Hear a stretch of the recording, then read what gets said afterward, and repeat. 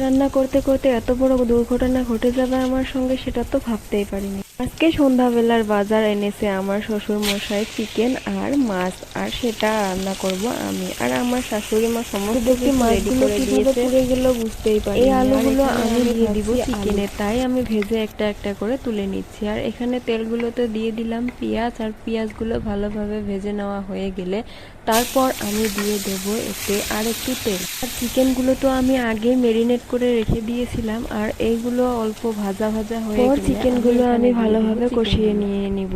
আর এদিকে আমার মেয়েকে নিয়ে গেছে আমার শাশুড়ি মা, তাই আমি এখানে তাড়াহুড়ো করেই রান্না করছি, কারণ ওকে আবার ঘুমিয়ে দিতে হবে। আর আমি যতই ওকে আগে ঘুমিয়ে দিই না কেন, ওর পাপা এলে ও তো উঠবে। আর এখানে আমার রান্না বান্নাও প্রায় শেষের দিকে, আলুগুলো দিয়ে দিলাম, তারপর এবার নাড়াচাড়া করে ভালোভাবে কষিয়ে নিব। আমার হাতের চিকেন খেতে না বাড়ির লোক সবাই ভালোবাসে। তো এখানে দেখো, তোমরা কারা কারা চিকেন খেতে ভালোবাসো কমেন্টে জানিও কিন্তু। আর আমার ভিডিও যদি তোমাদের ভালো লাগে সাবস্ক্রাইব করতে ভুলো না কিন্তু। দেখা হবে নেক্সট